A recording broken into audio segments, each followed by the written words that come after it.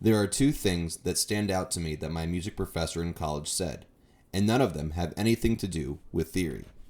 The first, a piece of advice, quote, panic early. Since I'm a millennial and a proud Ashkenazi Jew, my day doesn't start until I've had my first bout of anxiety. So being told that I can use that to my advantage, I was like, cool, I'll do that. Now every time I know a high pressure situation will encounter me, I make sure to stress out early so I can be relaxed when I actually should stress out. He also once said something along the lines of, quote, when you're a fan of a musical artist, it's like a relationship. When he said that in class, I of course unsolicitedly blurted out a story validating his statement of how angry I was in 2012 when Jason Mraz released Love is a Four-Letter Word, his follow-up to the first album of his I fell in love with, We Sing, We Dance, We Steal Things. I felt that Mraz had sold out and abandoned his silly yet lovable fedora pop folk singing vibes behind and traded it for whatever that garbage was. To this day, I refuse to listen to any Jason Mraz album post 2008. Apparently he has released a bunch of albums since. Don't care. The hurt I endured from that subpar release prevents me from giving him another chance. Okay, yeah. So fandom is definitely like a relationship. And within relationships, traditions tend to unfold. For my friends and I, one tradition we started sometime during college was at the end of every year to make a list of our favorite albums that year. It has become a sacred tradition. So much so that if one of us doesn't get around to making that list and posting it on social media, a mandatory text message will be sent to that friend interrogating them over the whereabouts of that list. Certain years, posting that list gets me through the stresses of the holiday season. Like 2016 when I couldn't wait to share with the world that I thought Sturgill Simpson's A Sailor's Guide to Earth deserved the award for Top Album of the Year, slightly beating out Blonde by Frank Ocean.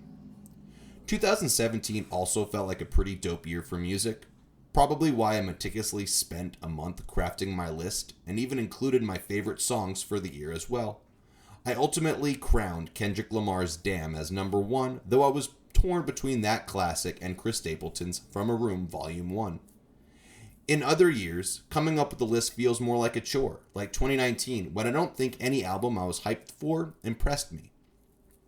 Sturgill Simpson released another album that year, but he abandoned his country sound for a rock sound. Y'all know I love rock, but I was like, WTF. Despite my disenchantment, it got rave reviews, but still, I was like, WTF. And even years later, as Sturgill has returned to his country roots and then some, I'm still like, WTF. But anyways, what if I were to make that list, but for every year since 1990? Because, you know, I have to keep the title of this podcast a little sincere. What year would stand out as my favorite, or dare I say, the best year for music? Would it be some year between 1998 and 2002 when nu metal, boy bands, and post-grunge dominated the charts? Would I find myself in the mid-aughts, dying on the hill defending crunk and emo music? Or perhaps it would be a year from when I attended college, back when EDM and indie pop ruled the world. Oh, who are we kidding? We all know the alt-rock stan I am, so of course I would rank some year in the early 90s as that with the best music. While the first 2 episodes exclusively covered rock music, my stand-up for 90s music goes beyond the funky monks and flannel-wearing sad boy rockers, though that's a big part of it. Although alt-rock is probably my favorite genre, I'm also a big fan of hip-hop, alt-country, and folk, but I can appreciate pretty much any genre, except EDM, which I briefly mentioned in my conversation with Ryan Gilman in the first episode. So I'm confident that the year I choose will not only feature the highest concentration of quality alt-rock, but overall the largest collection of unique, influential, iconic, memorable, replayable, and accessible albums from a variety of genres compared to any other year since 1990. So which of the early 90s is it? Obviously it has to be before the year 1995, but for fun, let's touch on 95 for a second. The lingering effects of Kurt Cobain's death provided for a largely inadequate year for music releases. Alanis Morissette's Jagged Little Pill is a classic minus ruining Uncle Joey for me. Me Against the World by Tupac slaps, but other than that, I can't find myself coming back to anything else from that year really, except for whatever my daily mixes recommends me from Radiohead's The Bend. My birth year 1993 certainly featured its fair share of alt-rock with Pearl Jam's Verses and Nirvana's final studio album In Utero, and even though I'm not a big Smashing Pumpkins fan, I have to mention their second album Siamese Dream. As much as I do enjoy some tunes off that record, I just can't vibe with Billy Corgan's voice.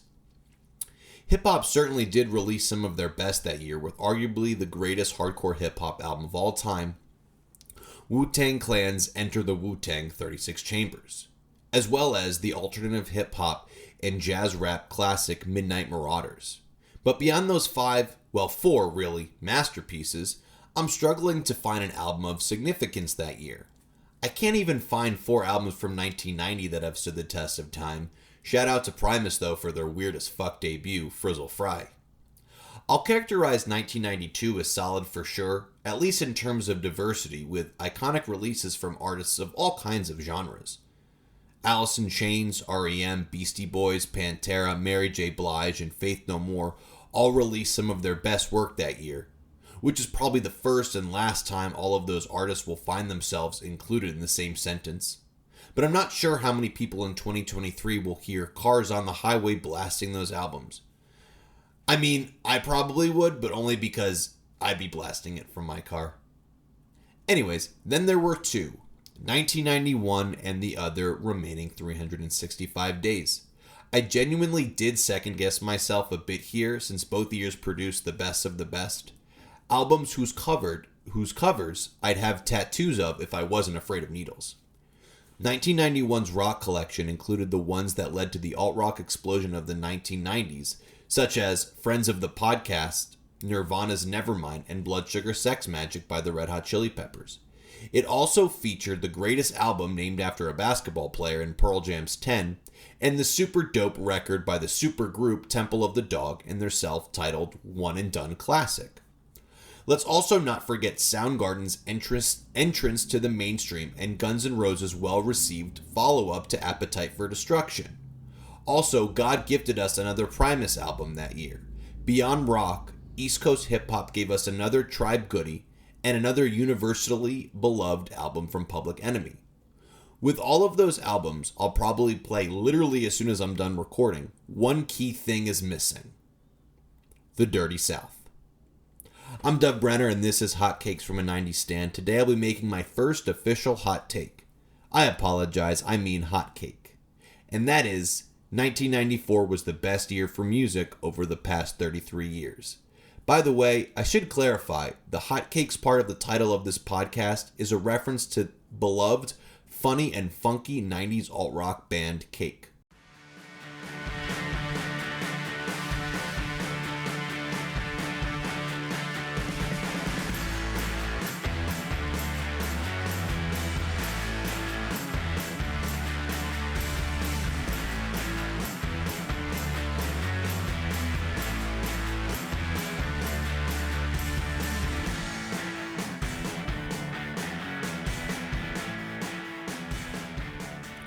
Although I intended to discuss 15 albums and 1 EP, my desire to explore the depths of each record butted heads with my equally important requirement of avoiding an unnecessarily long monologue.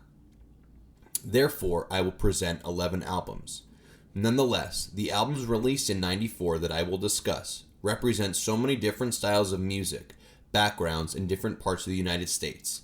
Some of these albums helped spur the creation of enduring subgenres, some were influential in the emergence of popular subgenres down the road, and others simply demonstrated the prowess of already established artists.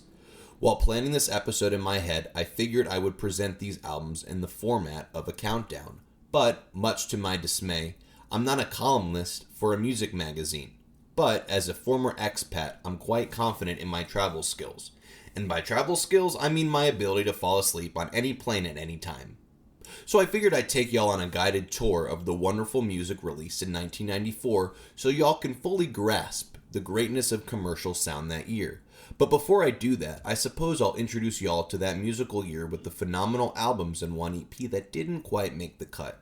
Those albums include the album which served as the turning point for the Britpop movement, Oasis's Definitely Maybe, the highest selling independent album in history, The Offspring's Smash, Selena's highest acclaimed Tejano classic, Amor Prohibido, rock's most bone-chilling EP in Jar of Flies by Alice in Chains, and Purple, the psychedelic rock meets grunge follow-up to their debut to prove that Stone Temple Pilots were not some Nirvana ripoff. For our first stop, we are headed to the Big Apple. We'll fly into JFK Airport, and for our first sight in our journey through the concrete jungle, we'll catch the E-train to Queensbridge Houses, the Queens-based public housing development where Nasir bin Olu Dara Jones, aka Nas, grew up. In 1991, when East Coast hip-hop's critical and commercial status continued to elevate, the 17-year-old rapper received his debut feature on the track Live at the Barbecue by the Toronto and Queens-based rap trio Main Source. The verse struck a chord with Faith Newman, the director of A&R at Columbia Records at the time, who consequently sought out the young MC and signed him. Nas's debut record, Illmatic, released April 19, 1994, featured an array of skilled and reputable producers, including LES, Q-Tip of A Tribe Called Quest, Large Professor, and DJ Premier. Premier, an East Coast hip-hop icon whose discography includes work with some of New York's most legendary MCs such as Jay-Z, Rakim, and Mos Def. Lyrically, Illmatic presents the hardships and realities of living in the U.S.'s largest housing project at the height of the crack epidemic. The plight of his peers stands out as a common theme within Nas's reflection throughout, which at times elicits gratitude from the young rapper. Despite the turbulence of his surroundings, Nas uses his hooks as an opportunity to stand in solidarity and offer uplifting messages to his afflicted community. Even though Illmatic featured a powerful production team and world-class lyricism, the album initially failed commercially in comparison with several of his East Coast peers, not even selling enough copies to go gold in its first year. However, the album has since gone double platinum, with 2 singles selling more than 500,000 copies. Although Illmatic perhaps did not achieve its anticipated commercial success, critics and musicians within the hip-hop community regard the album as a tour de force. Upon its release, the album received a 9 out of 10 rating from the UK publication NME, 4.5 stars from USA Today, and became only the 7th album to receive a 5 mics rating from hip-hop magazine The Source. Retrospectively, Rolling Stone ranked Illmatic number 44 on their 2020 list of the 500 greatest albums of all time. The music publication Pitchfork listed the record at number 33 on their list of greatest album of the 90s, and in 2012, the hip-hop magazine Hip Hop Connection called Nas's debut the 3rd greatest hip-hop record of all time. Many rappers consider Illmatic as a direct influence on their work. Among these artists include rap titans such as Ghostface Killah, The Game, Mobb Deep, J. Cole, and Kendrick Lamar. While I'm certainly no hip-hop maven, I have found that few albums float together as effortlessly and poetically as Illmatic. Nas's genius enables accessibility within a dense, thematically unsettling, and complex record. The lyricism and wordplay raise the bar, featuring some of the most memorable lyrics of any song of any genre. For example, in NY State of Mind, I either think of or quote the line, quote, "I never sleep 'cause sleep is the cousin of death," at least once a month. And the album's 3rd track, Life's a Bitch, Nas spits an inspirational line with, quote, "I switched my motto. Instead of saying fuck tomorrow, that buck that bought a bottle could have struck the lotto." To this day, Illmatic easily sits on my list of top 10 albums of all time, and I would rank it as my 2nd favorite hip-hop album, behind only Stankonia by another artist we will visit on our journey. Leaving Queensbridge, we'll hop on the F train to get to 122 St. Mark's Place in Manhattan's East Village, the address that housed the now defunct Shanae coffee shop, bar, and most importantly, the music venue where in the early 90s, on Monday nights, a young singer-songwriter would perform. The musician played guitar virtuously, but it was his voice that overwhelmingly captivated audiences, reminding them of his father, Tim Buckley, the late psychedelic folk singer popular in the late 60s and early 70s.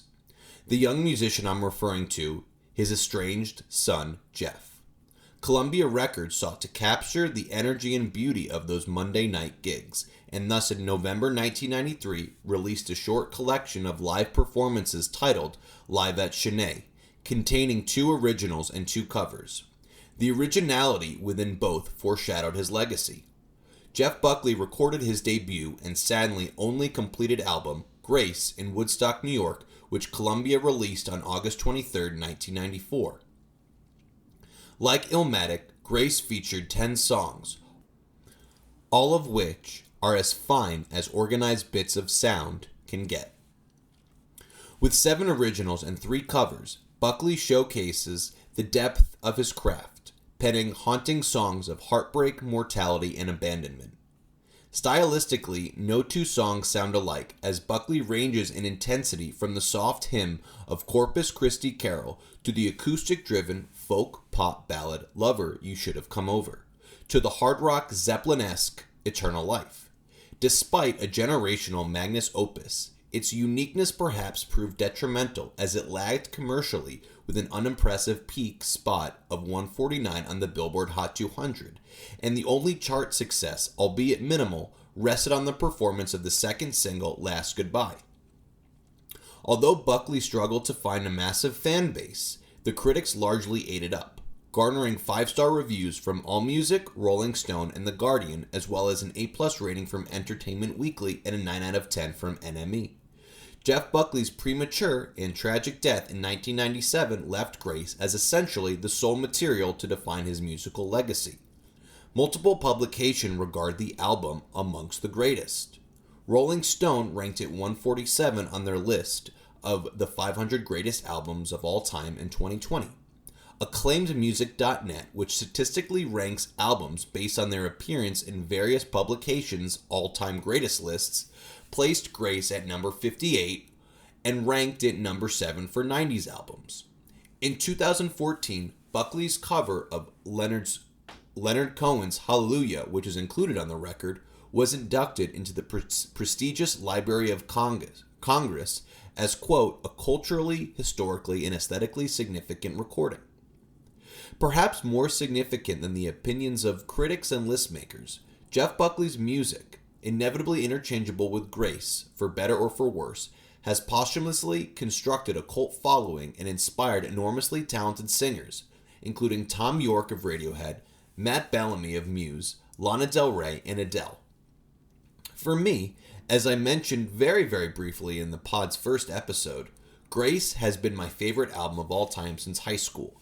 Like most people, Buckley's cover of Hallelujah invited me into the awareness of his vocal prowess, but not to sound too contrarian. That tune, honestly, is at the bottom of my list of favorite songs of his. The vocal note he hits at the climax of the conclusion of the title track captivates me every listen.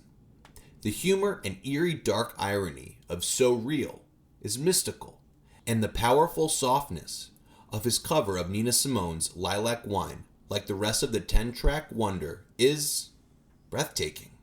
As much as we enjoyed Manhattan, it's not an official trip to New York City without a stay in Brooklyn.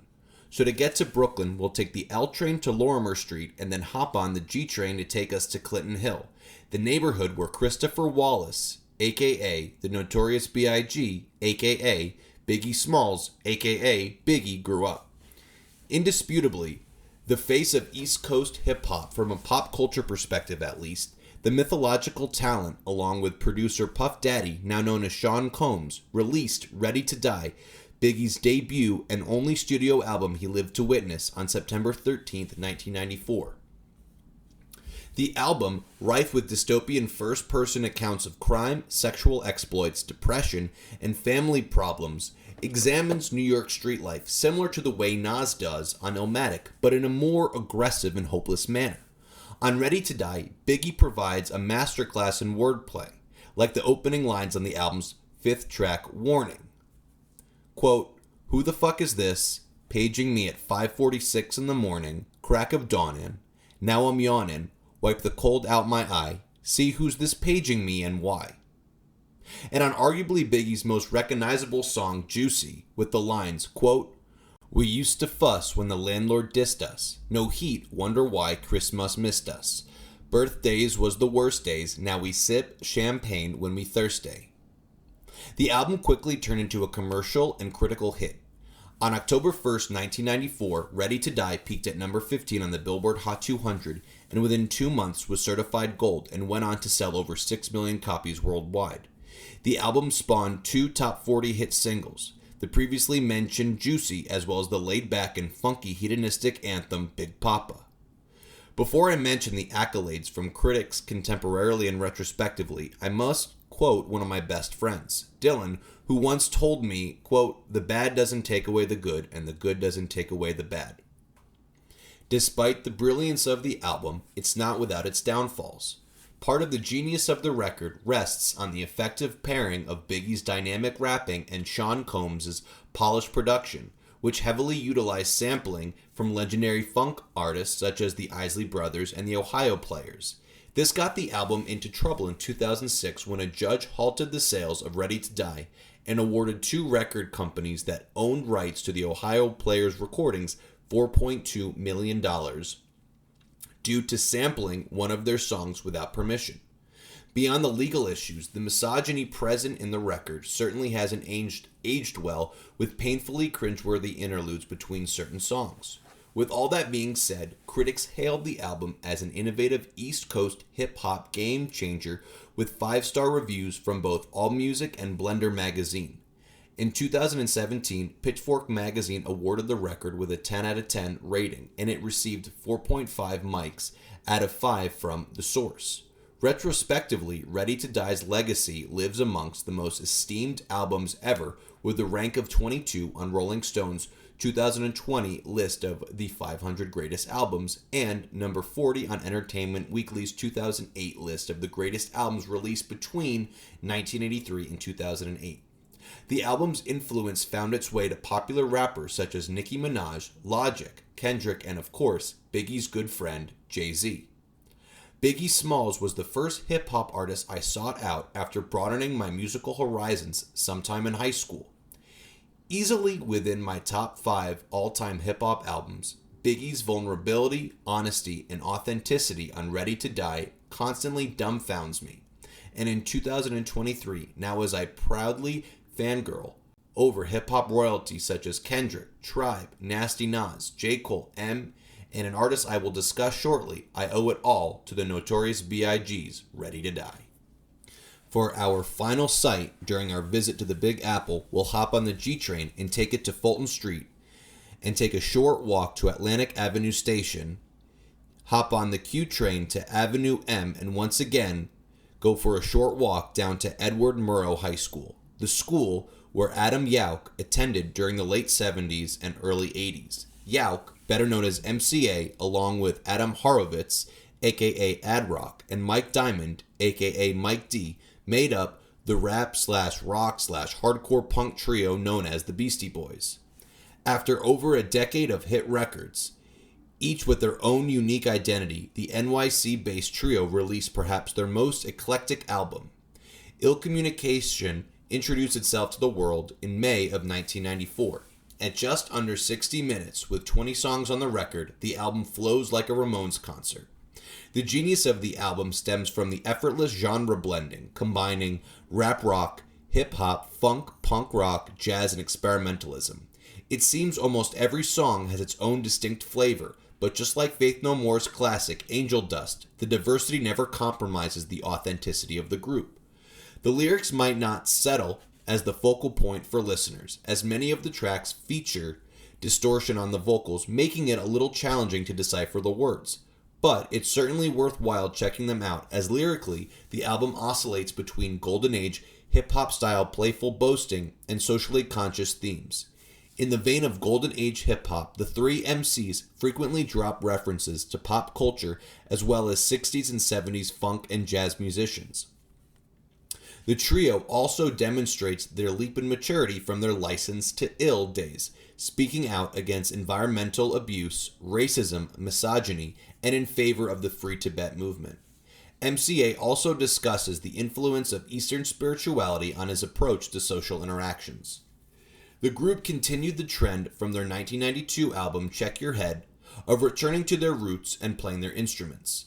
This musicianship is commendable throughout Ill Communication and perhaps most interesting during the album's 7 solely instrumental tunes, in which they permit themselves to explore their experimentalism, most notably on Eugene's Lament and Shambhala.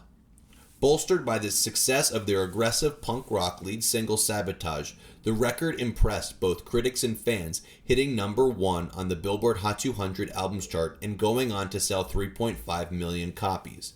At the time of its release, the album received 4 out of 5 star ratings from Rolling Stone, Q Magazine, Select Magazine, and AllMusic. The positive reception only increased retrospectively, with Pitchfork Media giving it a rating of 8.6 out of 10 in 2009. British music magazine Mojo ranked the album 54 on their list of 100 modern classics in 2006. Furthermore, Q Magazine, another British publication, included Ill Communication on their list of the 90 best albums of the 90s. Perhaps most importantly, a panel of music journalists and critics included it in the book 1001 Albums You Must Hear Before You Die. For me, I had the perception for the longest time that the Beastie Boys were just a group of funky white Jewish boys from New York that wrote catchy, silly songs that somehow possessed a fuck ton of influence. I was right about their influence on hip-hop and rock music, and about the funky white Jewish boy thing. But dead wrong regarding the depth of their talent and musicianship, which Ill Communication set me straight on. As you can probably tell from the list of my favorite genres I shared earlier, I'm a sucker for genre fusions and genre diversity, which stands out as a major theme of Ill Communication. Also, in a year sadly missing a Tribe Called Quest album, Q-Tip's feature on the record's 7th track, Get It Together, solidifies, at least in my mind, its status as an East Coast hip-hop classic, and fortunately, a rather funky one. For our next city, we'll have to Uber to JFK, as taking public transit would be a bit too ambitious. We'll intentionally grab a flight on Delta because, folks, we are headed to my stomping ground, the ATL.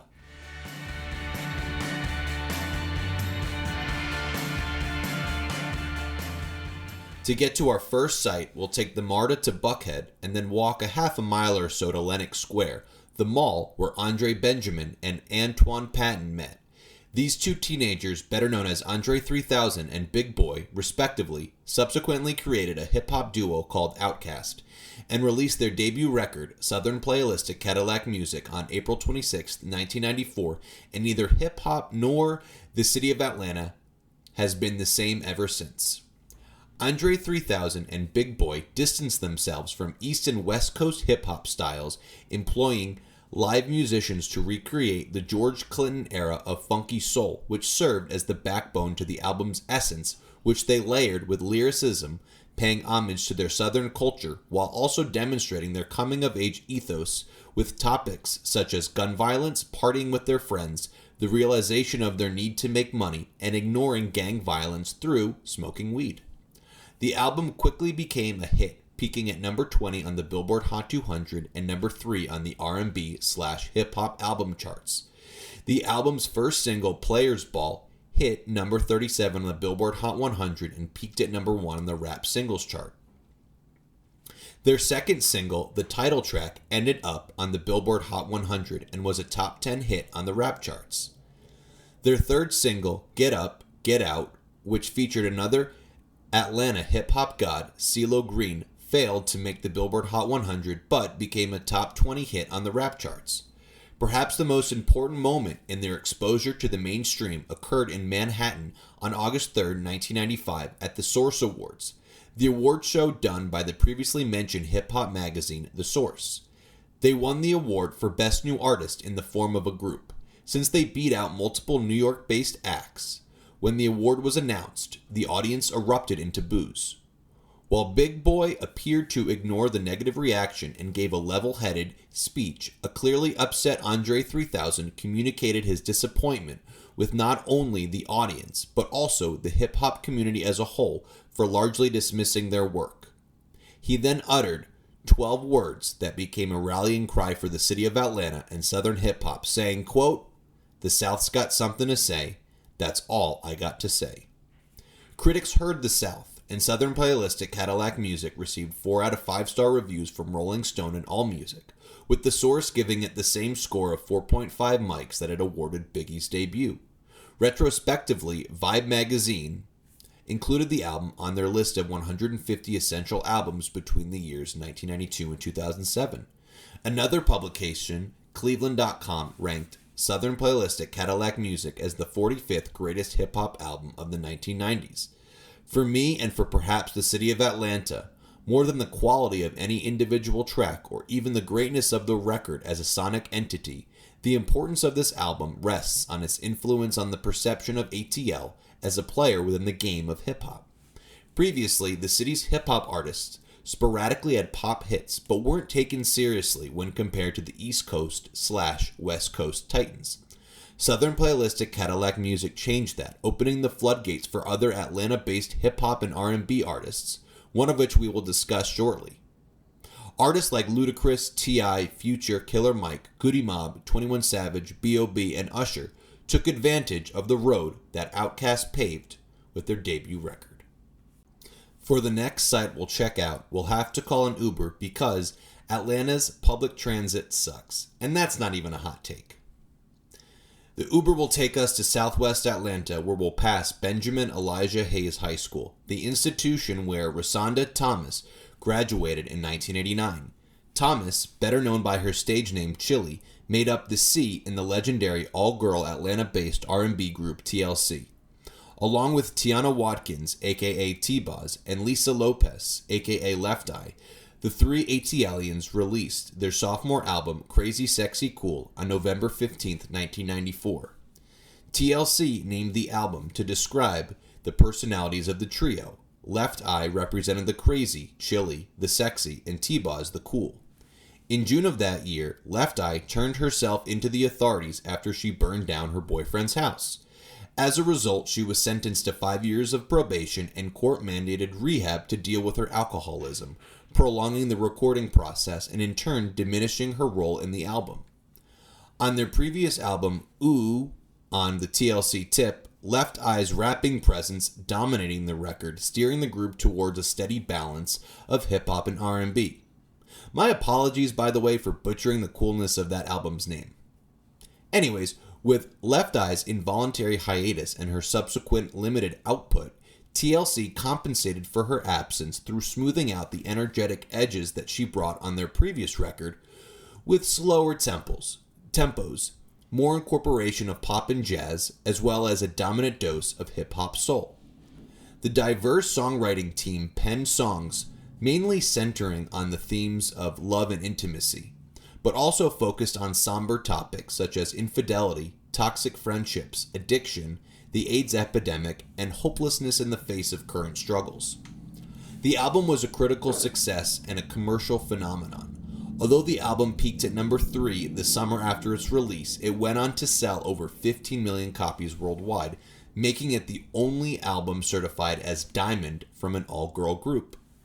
The popularity of the record's 4 singles drove the album's success. CrazySexyCool spawned 2 number 1 singles. One of them, perhaps TLC's signature song and perhaps a top 10 greatest 90s song, the gut-wrenching yet catchy Waterfalls. One of the few songs on the album to feature Left Eye's rapping, Waterfalls spent 7 weeks atop the Billboard Hot 100 singles chart, and it was listed at number 2 on Billboard's year-end charts. The other hit singles consisted of the iconic R&B classic Creep, the seductive Red Light Special, which features a Prince-like guitar solo, and the smooth love song sent from the pop gods, Diggin' on You. Critics found themselves agreeing with fans as CrazySexyCool received a 5-star rating from AllMusic, a 4-star rating from The Guardian, and a B+ from Entertainment Weekly. Retrospectively, the album's legacy remains intact with a placement of 218 on Rolling Stone's list of the 500 greatest albums in 2020. Billboard ranked the album number 7 on their list of greatest albums certified Diamond, meaning 10+ million copies sold. To put that into context, albums with lesser rankings include Appetite for Destruction, Dark Side of the Moon, Rumors, and Sgt. Pepper's Lonely Hearts Club Band. Additionally, in 2019, NPR ranked the album 26th on their list of greatest albums made by women. This has usually been the point where I point out the influence of the album and the artist. However, to convey the influence of CrazySexyCool and TLC on R&B, popular music, and society as a whole, I would need a hell of a lot more time. So, in effort of communicating at least the tip of the iceberg of their influence, I will leave you with a quote from someone to TLC in 1999 who said to the group, quote, "Thank you for letting us open up for y'all, because that was the best time, one of the best times of my life." This quote happened because, from the success of CrazySexyCool, TLC garnered legions of fans eager to see them perform. So when they released their follow-up album titled Fan Mail in 1999, this gave them an opportunity to not only share their music with the world, but to give significant exposure to an opening act. For at least part of their North American tour, they featured an up-and-coming all-girl R&B group who had recently achieved their first of several number one hits. The group, Destiny's Child, and the person who made that gracious quote, Beyoncé. After passing through Southwest Atlanta, we'll head back to Hartsfield International and catch a flight to Cleveland, Ohio for our next stop. Upon arrival, we'll take another Uber, since taking public transit would more than triple our journey to our first and only site in Cleveland. After our drop-off, we'll take a look at the film building located at 216 Payne Avenue, which used to house the Right Track Studios, a recording studio where in the mid-1980s, a young musician and computer science nerd named Trent Reznor worked as a janitor and handyman. This young musician took advantage of working at a recording studio, receiving discounts to record his own material during off hours. He ultimately recorded a demo at Right Track Studios and sent it out to various record labels, ultimately signing with TVT Records and reworking many of the song's demos on his breakthrough debut album Pretty Hate Machine. If you're not familiar with the name Trent Reznor, maybe you've heard of his band, 9 Inch Nails, which is essentially all but a pseudonym for him. On March 8, 1994, 9 Inch Nails released their second full-length studio album, The Downward Spiral, which Reznor described as a small-scale, personal, potentially ugly record that reflected how he felt. To call this album a masterpiece, while not untrue, would border on misleading. Da Vinci's The Mona Lisa is a masterpiece. Michelangelo's The David, also considered as such. In music, songs like Guns N' Roses' November Rain and Queen's Bohemian Rhapsody fit that term as well, as do the albums Abbey Road by the Beatles and Kendrick Lamar's Good Kid, Mad City. But conveying the quality, status, legacy, texture, and boldness of The Downward Spiral cannot be condensed to a single word. The record is a lengthy collection of sounds, noises, and words, likely from outer space, that create existentially ominous imagery, validating the often hidden internal dissonance within the human condition. The puzzling categorization of 9 Inch Nails as an alternative rock band lends itself to the aggression almost omnipresent throughout the record. The album is musically and at times incoherent, yet always cohesive blend of drum loops, distorted guitars, samples, piercing synths, ambient sounds, clanking percussion, and Reznor's deep and powerful quasi-whisper. Apparently, this fits into the textbook definition of the genre of industrial metal, but me personally, I think those elements are just the different parts that comprise Trent Reznor's complicated soul. Anyways, lyrically, The Downward Spiral is a concept album detailing the mental and physical deterioration of the character that Reznor voices. To help with inspiration in creating meaningfully morose and severe words, he wrote the album at the house where Charles Manson murdered Sharon Tate in 1969, at times penning lyrics on the couch where Manson stole Tate's life. Reznor's method of inspiration paid off, with themes including, brace yourself please, nihilism, aggressive apathy, religious doubt in the face of societal ills such as the AIDS epidemic, misanthropy, sexuality as an extension of self-loathing, loss of self-humanity, repetitive racing thoughts, self-harm, and drug addiction. Debate exists among the Nine Inch Nails fan base as to whether the protagonist takes his own life at the end, but I ain't got time to weigh in on that. As you can imagine, the album was a critical and commercial success. The album debuted on the Billboard Hot 200 at number 2 and went on to sell over 3.7 million copies in the United States. The album featured 4 singles, 2 lead and 2 promotional. The biggest hits from the album included the angry introspection of Sex, titled Closer, which peaked at number 42 on the Billboard Hot 100, as well as the album's closer, Hurt, a tune that, upon writing, Reznor stated, quote, "I've got one more, it may not work, it's a really sad song, it's definitely an album closer." I promised that I wouldn't mention Johnny Cash's cover of this song, so I won't. The album received solid reviews upon release, but retrospectively, critics regarded the album as amongst the greatest works in modern music history, with 5-star reviews from AllMusic, the Encyclopedia of Popular Music, and Rolling Stone, as well as a 9 out of 10 rating from Pitchfork and Spin Magazine, neither publication an easy critic to please. Rolling Stone ranked the album 122 on their 2020 list of the 500 greatest albums, and in 2010, Spin ranked it number 10 on their list of the 125 best albums of the last 25 years. Well, that trip to Cleveland was certainly depressing, and we didn't even go to a Browns game. So to balance our mood, our next site will center around an upbeat album by 3 chumps whose frontman probably stopped taking guitar lessons after learning power chords and likes to write about masturbation, smoking weed, and boredom. And those are just the themes of one of their songs. To get to this site, we'll have to fly to the Northern California city of San Francisco and rent a car. We then will have to drive 45 minutes northeast to the census-designated place of Crockett, the setting where 2 fifth graders, Billy Joe Armstrong and Mike Dirnt, met and bonded over their love for Ozzy Osbourne.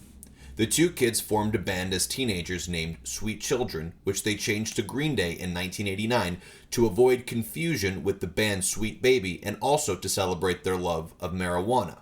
In the Bay Area, a Green Day is a colloquialism for doing jack shit and smoking weed all day.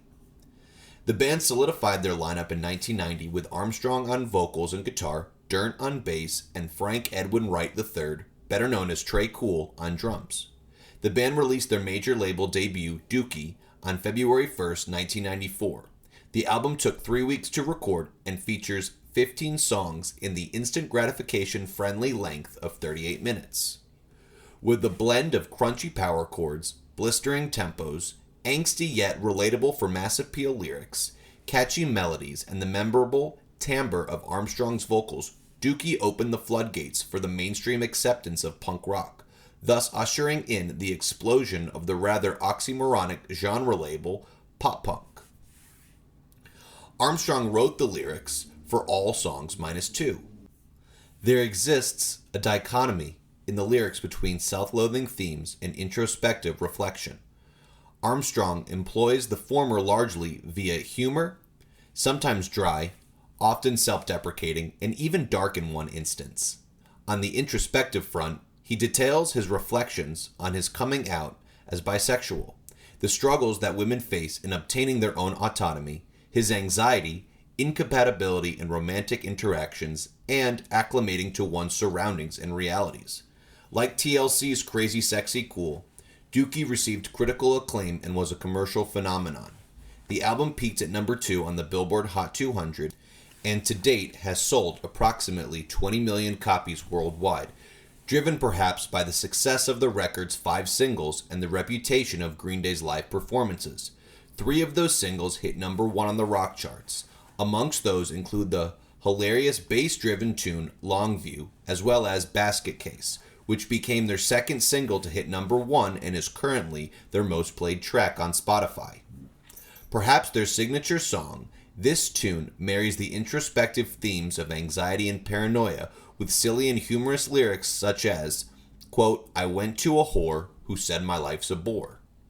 I deem Basket Case the greatest pop punk song of all time, and while maybe on the warmer side, I wouldn't even say that's a hot take. The third single to hit number 1, When I Come Around, was their second highest selling single of the 1990s, behind only the 1997 stripped down graduation anthem Good Riddance. The band gained notoriety for their performance at Woodstock 94 when they engaged in a mud fight with the crowd, shedding light on their youthful exuberance. Critics love Dookie. It has received 5-star reviews from Rolling Stone, AllMusic, and the alternative press. Rolling Stone ranked the album 375 on their 2020 list of the 500 greatest albums.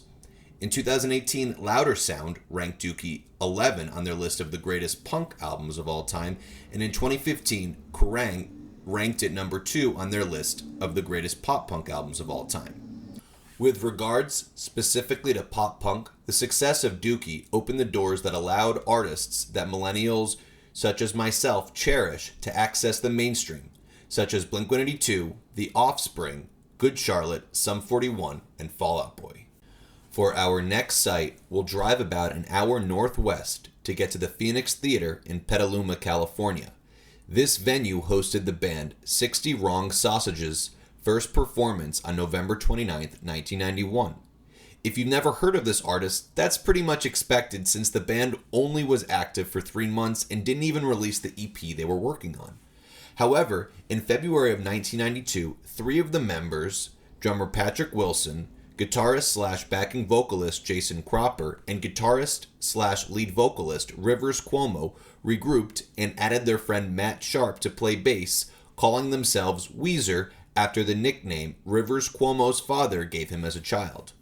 On May 10, 1994, Weezer released their self-titled debut LP, better known as the Blue Album, and forever changed the trajectory of Indian emo rock. The album was recorded in Electric Lady Studios, the studio that Jimi Hendrix commissioned in 1968, and produced by the frontman of the Cars, Rick Ocasek. One component of the Blue Album's beauty comes down to the inability to pigeonhole the record into one particular genre.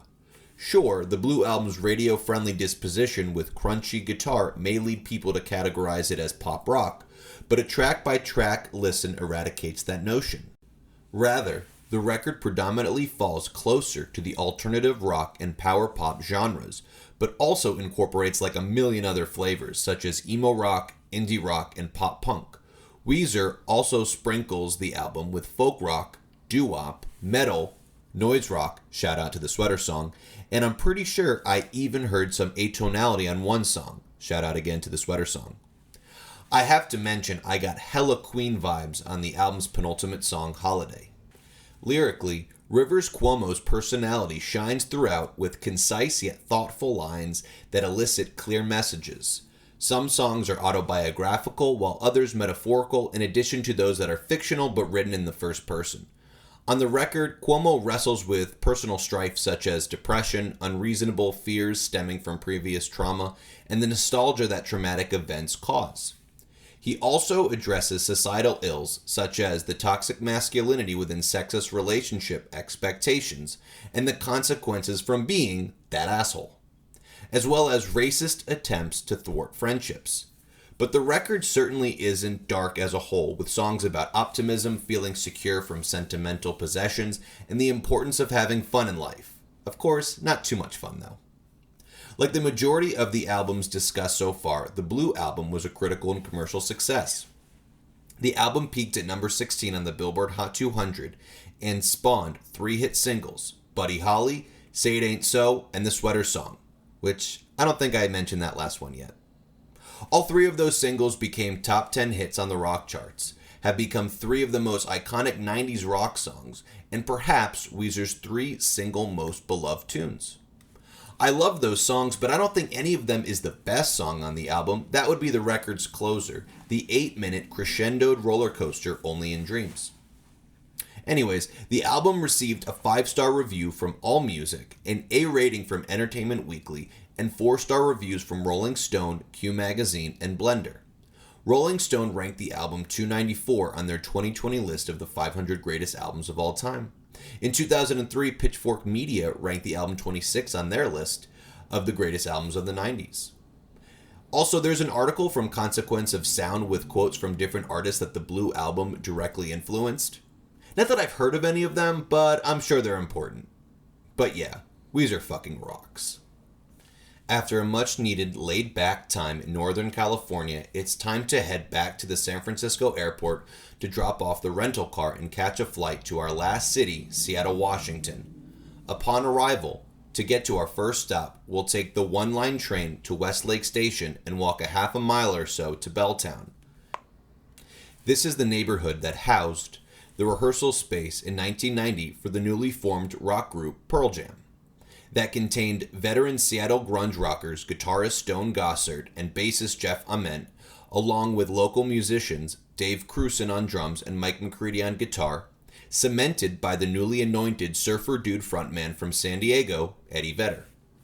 By 1994, Pearl Jam were already bona fide generational rock stars and a cultural phenomenon as one of the four major grunge artists, along with Nirvana, Alice in Chains, and another group we'll get to in a bit, within the 90s alt-rock explosion.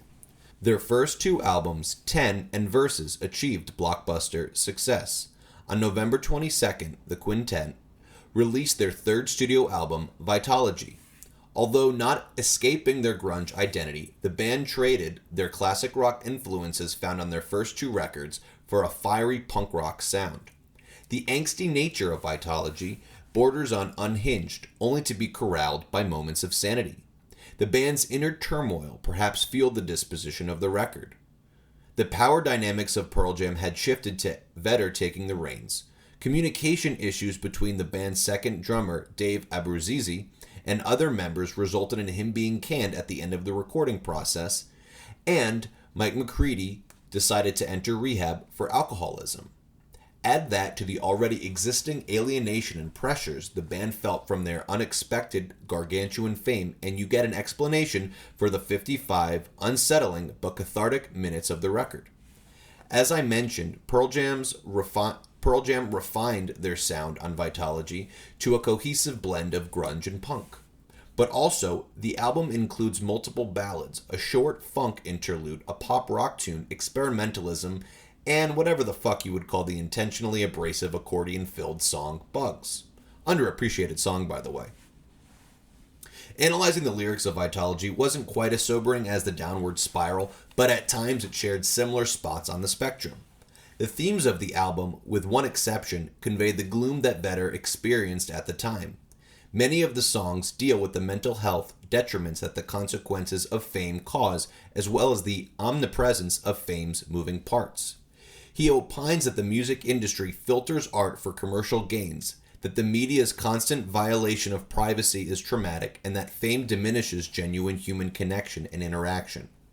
Vedder also touches on other topics pertinent to the human experience, such as the plight of addiction, the difficulties of ending abusive relationships, resisting temptation, and life's fleeting nature in the face of mortality.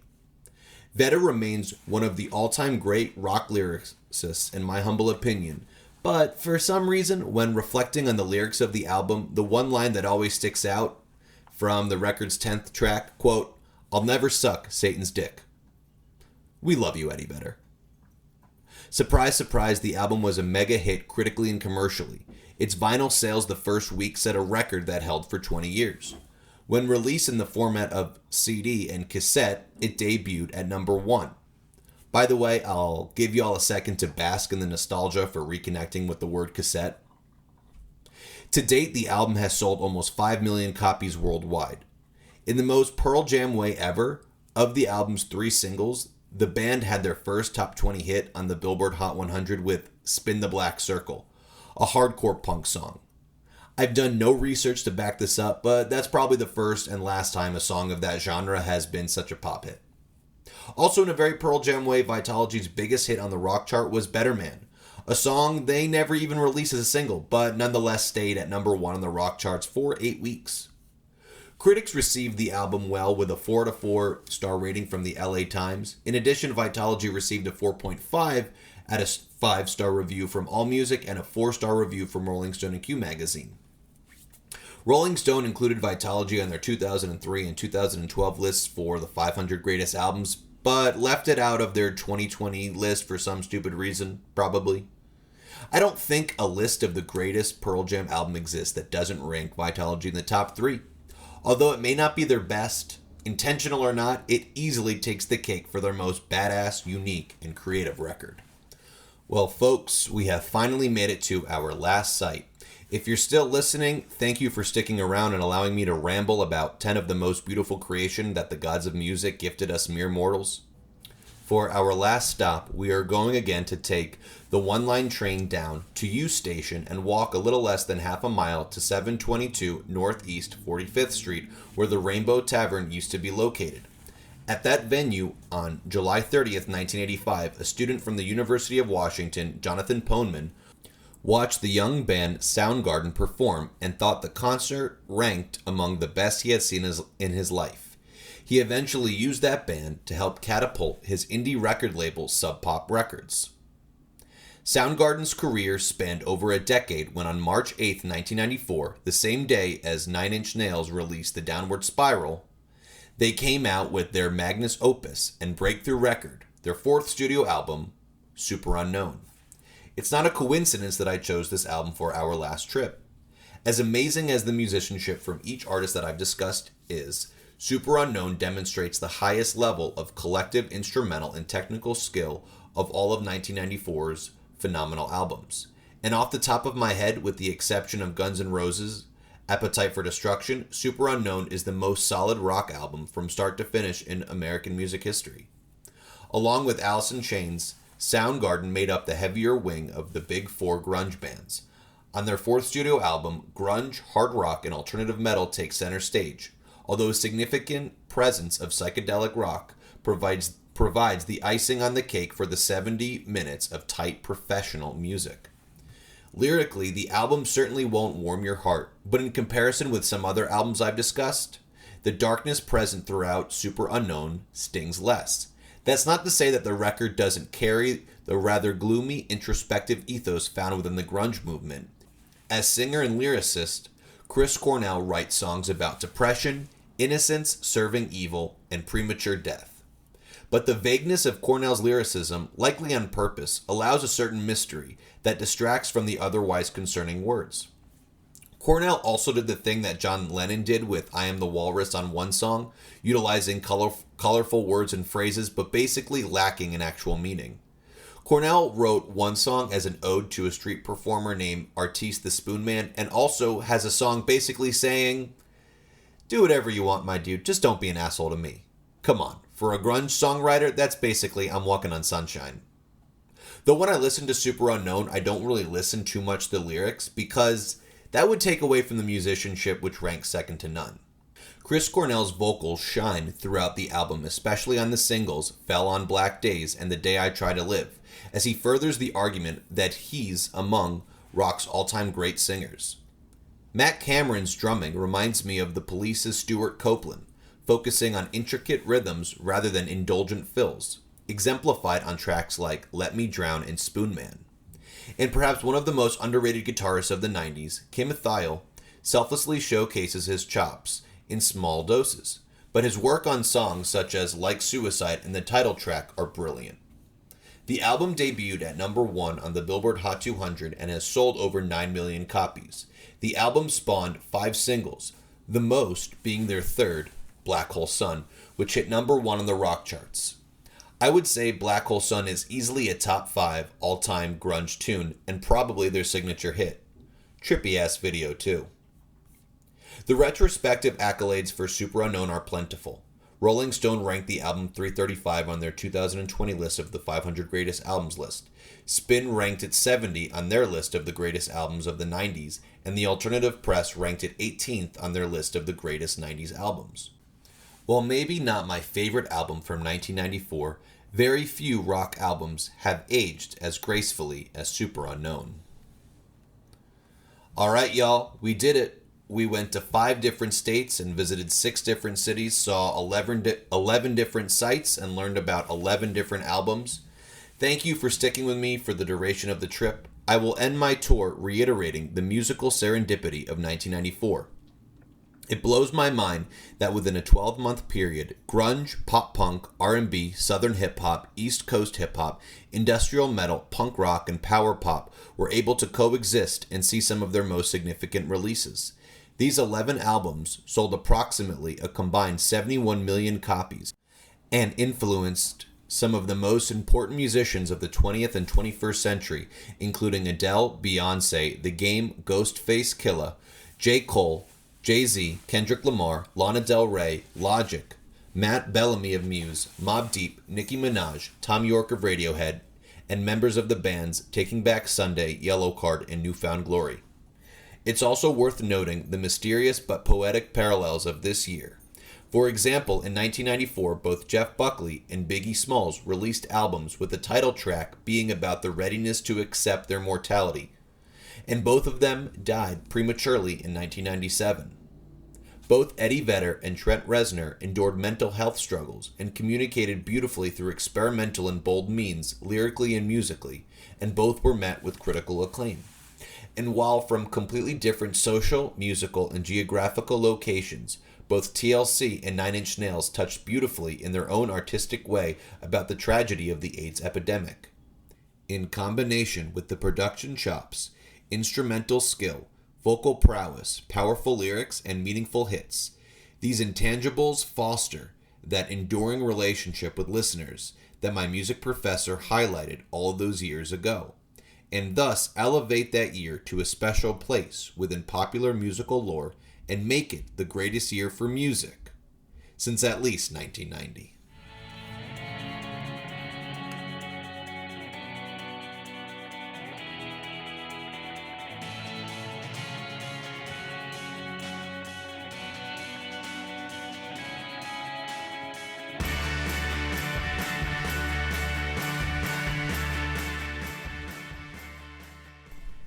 Everyone needs a friend to call them out on their shenanigans. Luckily, I have multiple. My guest today is one of them, probably the world's biggest Taylor Swift fan to name their dog after Waylon Jennings. She's an interior designer and one of the funniest people you'll ever meet. Her husband always brings the world's best buffalo chicken dip to the party, but she's the reason he's invited in the first place. Please welcome Ella Hyder. Hi, Dove. So, how you doing? Doing good. So you were just in New Orleans, right? I was, yeah. And we talked a little bit about it, but I didn't ask you, did you get to go to like any jazz or funk clubs when you were there? Not this time. We've been to a couple of jazz shows there in the past, and they're always like, otherworldly good. No, this time we were there for Mardi Gras, and there are actually, in the parades, there are floats where it's just like a full band, like just sitting in a little trailer, like playing music while they walk, or while they like drive by. And what kind of music were they playing? Usually jazz. Jazz, funk, all kinds of stuff. The good stuff. All right, we'll get right into it. So, as right now, 2023 February, whatever month we're in, what kind of music do you listen to like most currently? Well, as I know you're aware, Taylor Swift put out an album about 2 months ago. Who's Taylor Swift? I'm not familiar with this artist. Okay, podcast over. No, Taylor Swift put out Midnights a few months ago, and that's been pretty much on loop. But I also Father John Misty shows up on pretty much every playlist. A lot of like alt rock, indie rock, all kinds of stuff like that. Yeah, that's Taylor Swift's a big one. I'm sorry to say, I know you're disappointed. No, I like her a lot more since I saw that interview of her on was it Jimmy Fallon, and she just seemed so awkward. I just related to her so much. That's what I'm saying. And so I will at some point give her music more of a listen, and because I used to listen to her early stuff, which I'm fairly familiar with, but I don't really know much since 2011. So you're missing out. I know I am. I will check it out, and you'll be the first person that I tell about. Unless I don't like it, then I won't tell you. So what kind of music were you spoon-fed as a child? Well, so as a kid, I mean, I know you mentioned this already, but my Waylon Jennings was big for me growing up. And you and I have talked about this before, but the Highwaymen, that whole group, Willie Nelson, Johnny Cash, Chris Christopherson, that whole gang, my dad really played a lot of them on the way to school and stuff like that. He also had the essential Billy Joel, so we listened to a lot of Billy Joel. Love that. And then actually this weekend, on our way down to New Orleans, I showed Nick the Battle of New Orleans, that song. It's It's a story song, and it came from another CD that my dad played. Pretty much. The Battle of New Orleans. I remember that reading about or learning about that in U.S. and AP U.S. history. Yeah. That was wild. And this is not a history podcast, so I'm not going to expand on that. But who did you say the artist was for the Battle of New Orleans? Oh, I cannot remember. It's like a really folksy song, like and banjo and everything. Yeah. It's a vibe for sure. And I also don't know. I don't think we've ever talked about this, but my mom's side of the family is like very musical as well. And my uncle has been in like several bluegrass bands, and like that whole side of the family is very into bluegrass. So that was also something that came up a lot in our childhood, or in my childhood. You know, bluegrass, I never really like got into it, but anytime I hear a bluegrass song, I always enjoy it. Oh, man. Yeah, it's like a very skillful genre, which like you don't think about that part of it, but it's a lot of bluegrass artists are like musical geniuses. Oh yeah, well the banjo is not an easy instrument. No, I mean I've never tried, but I imagine it's probably really difficult. I've tried it, didn't do very well. It's I think the best that I did, they have like banjo guitars, so you have that feel, but it's like it feels just very disingenuous. I can't ever do it again. But when did you start to discover music on your own? Well, I have an older sister, and she's 2 years older than me, and she was always really into like kind of like finding her own stuff, and like that was like a big like feeling like I was like impressing her with music was always like really important to me. And so like I started like finding my own stuff in probably like 5th or 6th grade, because that's also when like LimeWire and like iTunes was really taking hold. And so like burning CDs was huge. And I think one year for Christmas, like in 5th grade or 6th grade, I burned all of my friends' CDs for their Christmas presents. Very fun. But yeah, that was probably when I started like branching out a lot, was like once, like I would say like early middle school, like just getting on, like anytime there was like a song in a soundtrack that I really liked, I would like immediately go look it up. Songs in books. I remember Gossip Girl, the books had like some songs in it, and I would go find them. Songs in books? I'm telling you. So did they like when you bought the book, was there like the CD that came with it, like on the front cover? No, I remember, listen, okay, Gossip Girl, the book. This was a book series before it was a TV show. People don't talk about that, but it's actually really good.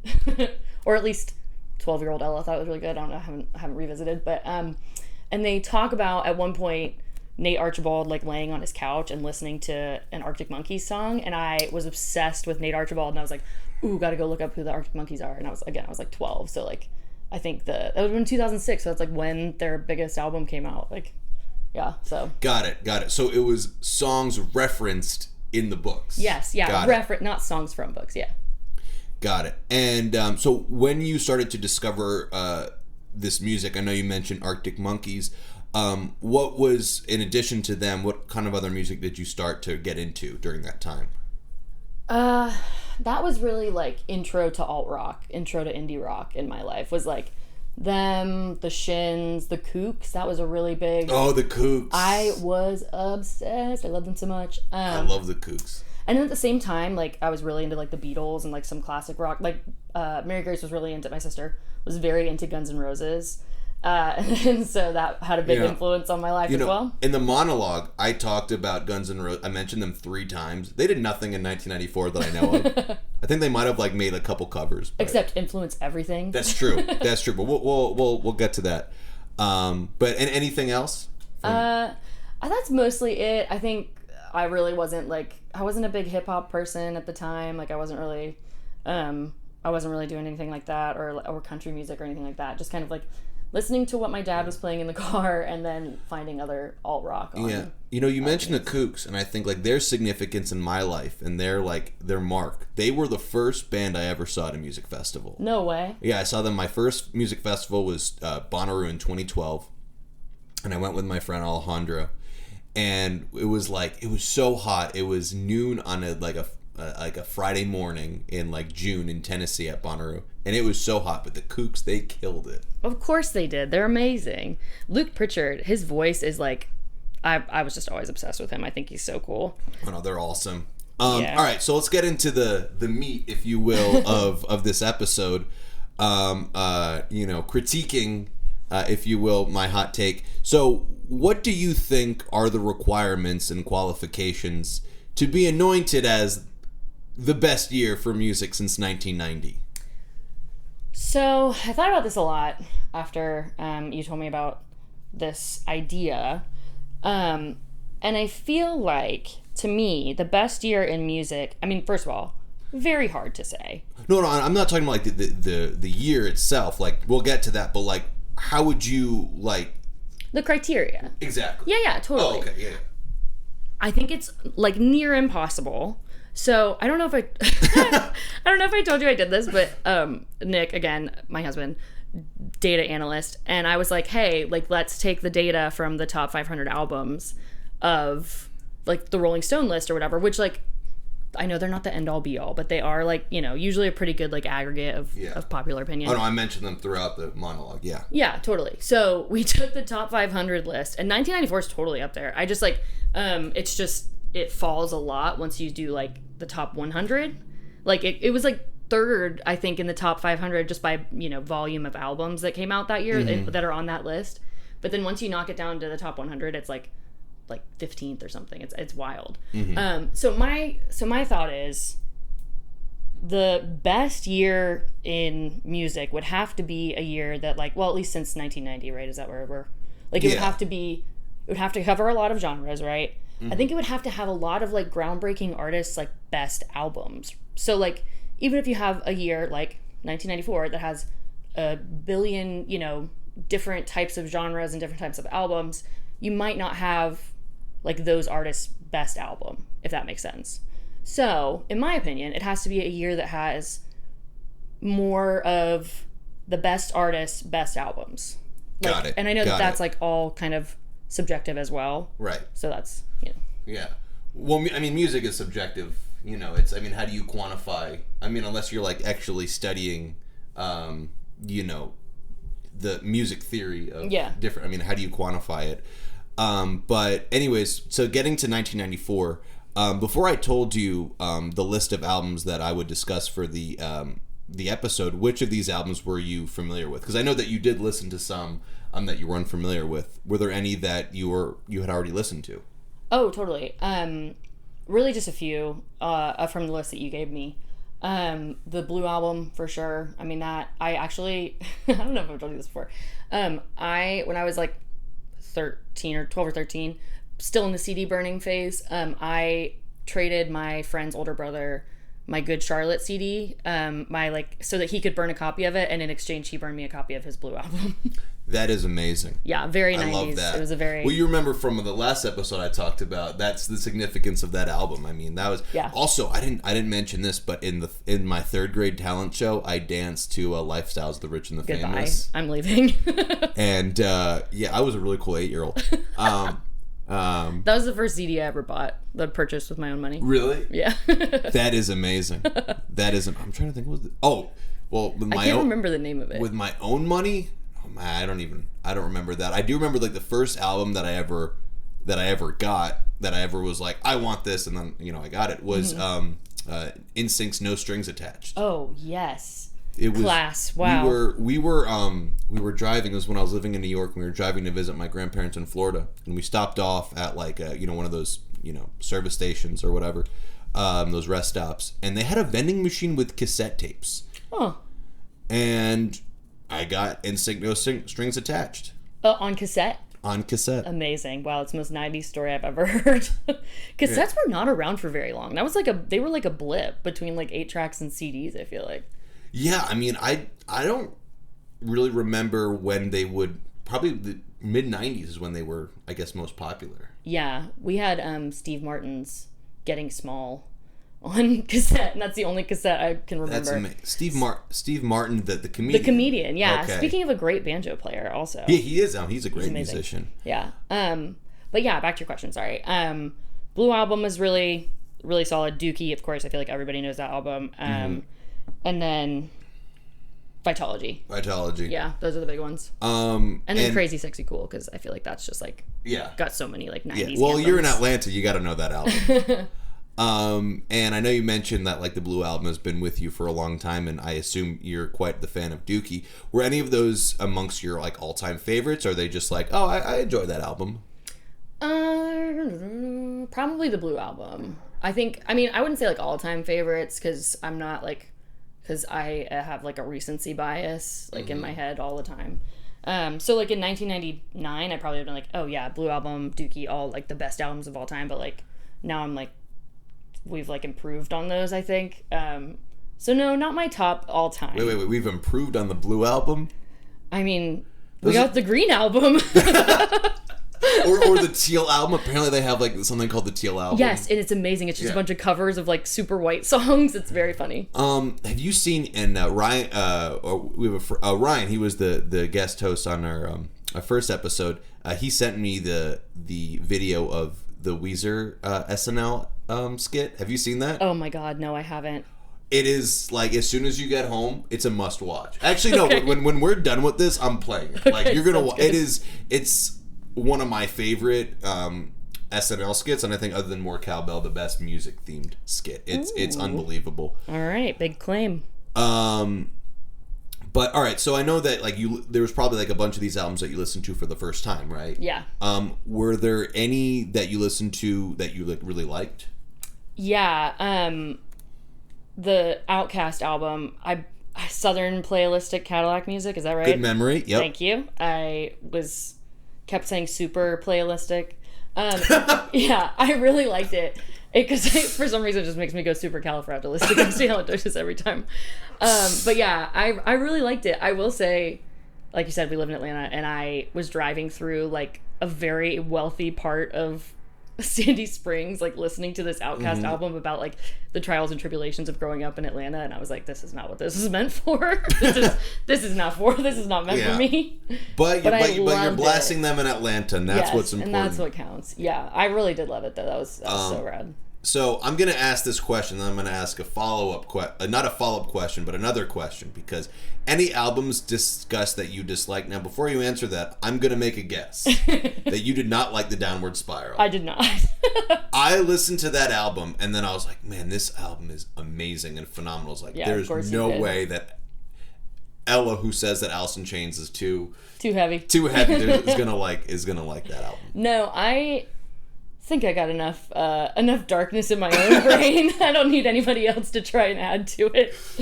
But I will say, I also just like, I don't know, I think like just like sonically I have a lot of like sensitivities, I guess. I don't know. So anytime music's like meant to be played, anything's meant to be played really loud, like, oh man, this is not for me. Like, I totally respect that it was like a huge part of music history or whatever, but I just like, for me, I'm like, you know what? Let's listen to some Iron and Wine, you know?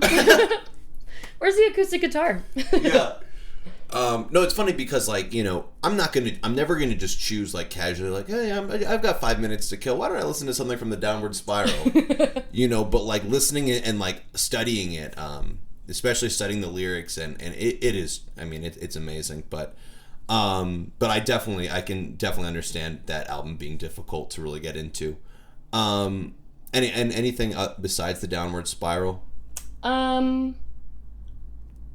No, I mean, I'm not huge on 90s hip hop. I loved the OutKast album. Notorious B.I.G. has never been like my favorite. Yeah. But I do recognize that that's like a groundbreaking, like really beautiful album, really well done. Yeah, no, the rest of them, I really liked the rest of them. You did have an Alice in Chains album on there originally. We're going to get to there. We'll get that in a second, Yeah. So that's a good, I guess, transition. What about the honorable mentions that I didn't end up going in depth about? Any of them that you really liked or disliked? I was bummed you took the Oasis album off. I can't remember the name of it. Definitely Maybe. Yeah, there you go. I really liked that one. And then did you talk about the Beastie Boys? Yeah, Ill Communication. That made the cut. Let me put that on my original. Okay. Yes, I really liked it. I've never really listened to it other than Sabotage and like a couple other bigger songs, but I actually listened through it like last night, and I was like, damn, this is really good. Those guys are so crazy. And I didn't realize the depth of their musicianship, because I think like a lot of people prior to really getting into Ill Communication, I just kind of thought they were the, Fight for Your Right to Party guys. Like they made like these really kind of unique sounding hip hop songs. Yeah. But the depth of their musicianship is really unbelievable, and like the fact they had like Q-Tip, like a Tribe Called Quest in there. That was honestly like jarring. For a second I was like, this is not any of the Beastie Boys, right? Like, there's no way. And then it got to a certain part of the song, and I was like, that cannot be any of the Beastie Boys. But yeah, that was really, I was like, oh my God, that's the guy from Tribe.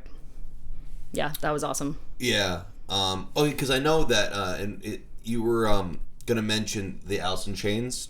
Yes, yeah, I did. I gave it a go, man. I gave it my all. You didn't like it? No, it's just too heavy for me. That's the only thing. Really? Even an acoustic album? Yeah, it's just a little too dark. It is. That was the thing. It's really dark. And I didn't realize that. So are you not crazy about, like, dark lyricism, or? I like sad songs. I do. Like, I can mess around with a Phoebe Bridgers song, but there's something about, like, a guy talking about really angry and really, like, sad that for some reason, like, it just, if it's like a really, like, if there's like a tone of anger to it, it hits my brain the wrong way. Yeah, I gotta revisit that because I'm not quite sure the tracks you're talking to referring to, but I don't, but because I didn't actually do a deep dive, I don't I'm not familiar too much with the lyrics. It's more that there's like No Excuses and Nutshell. Those are just like the two of the songs that I just think are just brilliant. Do you remember either of those songs, or? I'm not, like, no, particularly. Yeah, because, like, I think, like, so No Excuses is about Lane Staley's, well, both is about, like, his drug addiction, and it's, like, kind of it's, I think Jerry Cantrell wrote it, the guitarist, and he was just like, dude, you need to get your shit together. Like, yeah, fair enough. So I do appreciate that, and then Nutshell, I think Rolling Stone made a list of the 10 saddest songs of all time, and that was on that. Oh my God. I just don't understand why everybody can't write about issues of drug use like Anthony Kiedis. You know? Like, why can't we all just have a little fun with it? It's true. Let's talk about our mental health issues in a way that everybody can dance to. Yeah. Just kidding. Love that. I think, anyways. So forgetting an alternative year, what do you think about 1994 disqualifies it from the title that I have given it? Wow. Okay. If this were us at a bar talking about this without a microphone, I would have a lot of words. But I think that in the most, like, neutral way, I think if you're not a 90s stan like yourself, if you're not, like, because the 90s are such a distinct and isolated decade, like, I don't think that the styles of 90s hip-hop, 90s rock, like grunge, all of that stuff that kind of, like, burst onto the scene at the beginning of the 90s and then kind of, like, completely transitioned to something else by the time 2000 rolled around. If you're not a fan of that sound, like, there is nothing in 1994 that you're gonna enjoy. You know what I mean? Like, I feel like, well, I'm not nothing. That's a broad brush, but I feel like if the 90s sound isn't your thing, it's gonna be hard for you to kind of find something that you're like, oh yeah, this is all time one of my favorite albums. You know, I hear you. I'm going to push back a little bit because I think that, and I agree, you certainly have those. In 1994, you have, like, a lot of alternative rock albums. So if you're not really into, pop punk or whatever the fuck Weezer is, white nerd rock, or grunge, like, I can see that. But I think there's so many other, like, flavors from that year. You have, like, Tejano music and Selena's highest acclaimed yes, album absolutely. from that year. And then you have obviously TLC, and then you have, like, two of, like, it's not even, like, arguably, it's two of the greatest hip hop albums of all time. So I definitely think that there's variety. And then you have, did you listen to Grace by Jeff Buckley, by the way? Yeah, of course. I should say that. I'm sorry, I forgot to add that on the list of things I was already kind of familiar with. No, go ahead. That's it. But for me, that album is just, like, from Mars. How it's like what Muse wants to be. Yeah. Well, anyway, so now it's time for, I'm really excited to hear about this, about your best year for music. I know you mentioned it briefly to me, so I'm really excited to hear about it because I actually love this year too. Okay. And right. So I found something I want to share with you. But first, What year would you say was better for music in terms of releases? So and meaning what would you crown as the best year for music since 1990? Well, remembering that music is obviously, like, opinion based and subjective to an extent, I would go 2016. And the reason why is because I feel like you get a lot of, like, if you want to go, like, diverse, like, variety, you know, like, genre wise, lyricism, theme wise, like, thematically. You get, it runs the gamut. And I think you get some artists, and I don't want to, you know, hang my whole argument on one album, but Lemonade was released, and I am so happy you mentioned that. Why? I have thought up the response because do you know who Beyonce is, like, her biggest, not her biggest, but an incredible influence that she has been on the record stating? TLC. Of course, she's in Destiny's Child. And their biggest album, highest acclaimed album, most successful album, CrazySexyCool. So it's like, do you have Lemonade without CrazySexyCool? So I would argue probably not to the extent that you have it, but you also, I mean, like, do you have CrazySexyCool without A Tribe Called Quest? Like, do you have TLC without the artist that preceded them? You know, like, I do agree that Tribe, and I mentioned in the monologue, we are missing Tribe in '94, and it's Tribe. They like literally every single year in the first half of the '90s, Tribe put out an album, but '94 they're like, no. I felt the same way about Taylor Swift in 2016. I was like, dang, this is like the 1 year this decade she didn't put out an album. Well, I was going over, when you said 2016, I was looking over like the different album releases, and I was like, oh, that's weird. I don't see any Taylor Swift. No, she was under the radar working on Reputation, which she released the next year. Speaking of groundbreaking albums. What kind of Reputation? I haven't heard of that album. What Dove, you might actually like this one. What's the big hit from that album? I mean, there's a lot, but Bad Blood was 1989. It's she did Look What You Made Me Do. This Is Why We Can't Have Nice Things. I'm trying to think of what that. Endgame was was one of the singles. You might actually enjoy that one. Delicate was the big single. That's the one that came out of that one. But it's like it's actually a darker album for her, believe it or not. It was after Kim posted all of the phone call stuff with Kanye. She like went silent for like 3 years or 2 years. Listen, when I heard that for the first time, that song about, like, you know, I made Taylor famous, I was like, that's messed up. Yeah. And then my friend was like, no, Dove, don't worry. He consulted Taylor before, and she said she was okay with it. And I was like, all right. You know. And then I've read a bit about that, and that was not the case. But, yeah, I go back and forth on that whole situation. I don't think anybody's really in the right there. Yeah. So I know you mentioned Lemonade, but what are some of your favorite albums, like perhaps EPs or just like songs from 2016? So Lemonade, obviously, groundbreaking. So I'm just going to go on a little diatribe for just a moment. Please. Lemonade didn't just redefine like female hip hop or female R&B or whatever you want to call Beyonce, because she kind of transcends genre. Right. That album was like everything. It was every single genre in a single album. She had Jack White on there, Father John Misty, Ezra Koenig, like the whole thing. I'm pretty sure she had The Weeknd and James Blake is on a song. Kendrick's on a song. I mean, it's next level. To be fair, though, if you're a hit in 2016 and you don't have The Weeknd on your record, what are you? Oh, he released an album, and I understand why people like him. He's not my biggest. He's not your cup of tea. No. He's catchy. Yeah, his stuff's catchy. I appreciate it. I just, if I'm going to go seek out music, that's not the first guy I think of. But Blonde by Frank Ocean was released in 2016 as well. I'm trying to think of some of the others. Joanne by Lady Gaga, which was like her acoustic album. It's so beautiful. I think it's like the best example of her vocal range and like what she can do. And it doesn't have all of like the flares and flash of like some of her previous albums. I don't know where my phone is, but I have a list of albums. Well, I wanted to share this with you, and I remembered. So something that I talk about in the monologue is that my friends and I, at the end of every year, now it's been, when you have a full-time job and different responsibilities, it's hard to continue this tradition, but we have a tradition, my friends from high school, of at the end of every year making a list of our favorite albums from that year. And 2016, I got real into it. So I wanted to read you my 2016 list for my favorite albums and songs. Yeah, please do. So my albums, do you want me to do it descending or ascending? Descending. Okay. Or wait, no, ascending. Go one last. Okay, so for albums or songs first? Do albums first. I'm curious. So albums was A Moon-Shaped Pool at number 10, Radiohead. Oh. Number 9 was California by Blink-182. Okay.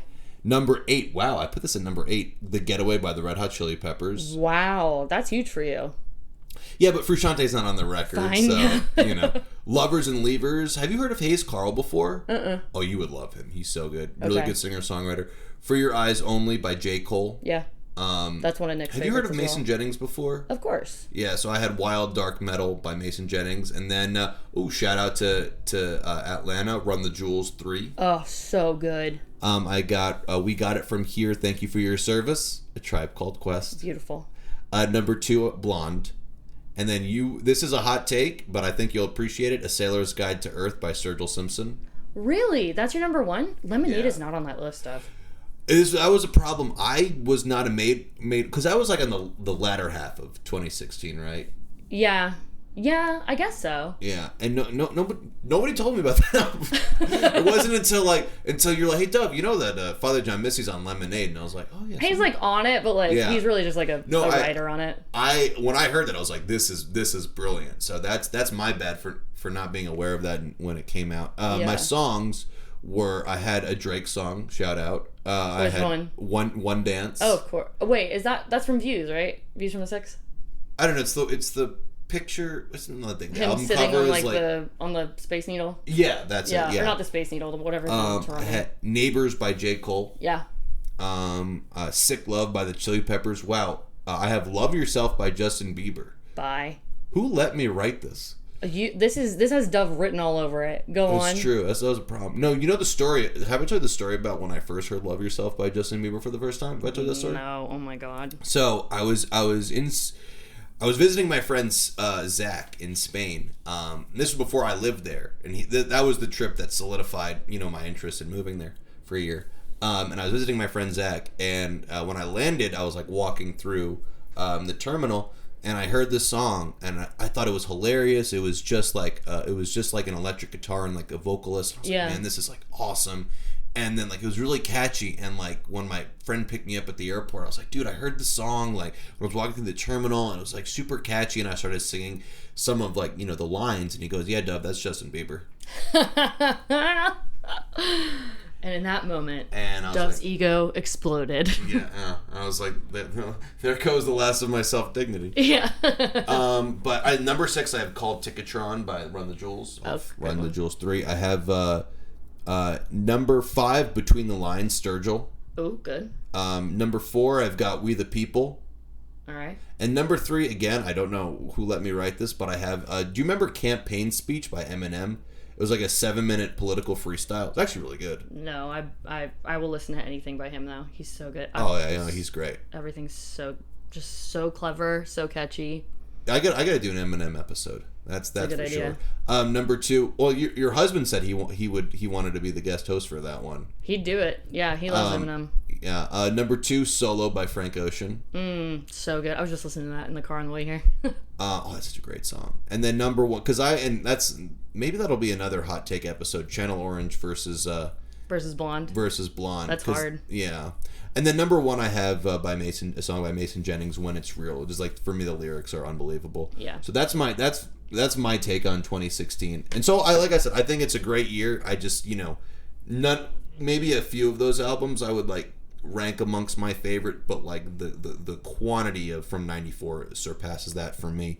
So my last question when we're talking about 1994 versus 2016, what does 2016 have that 94 is missing?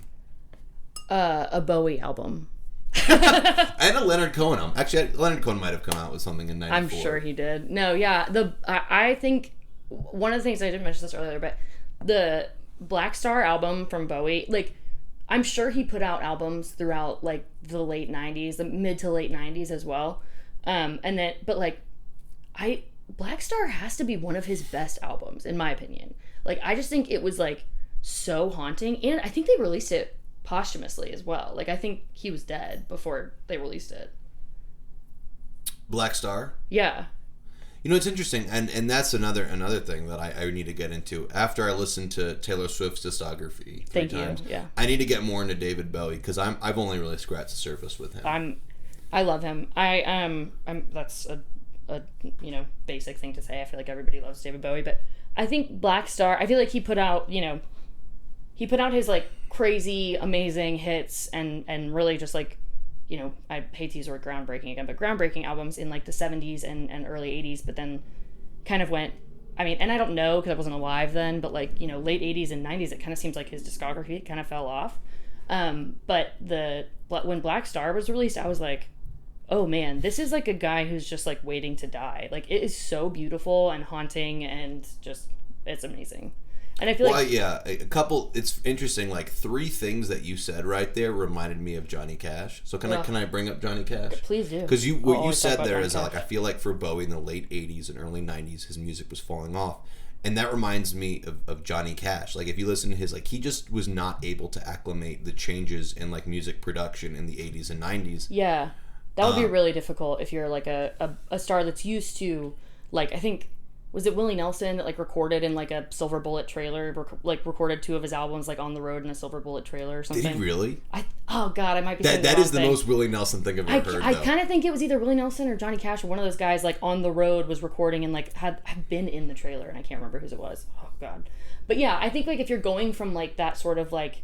It's like Dave Grohl was talking about being, like, people being discovered on, like, star shows now, like, as opposed to, like, just kind of busting your ass in your garage for you know, for years, and then, you know, taking small shows and just building up your cred basically that way.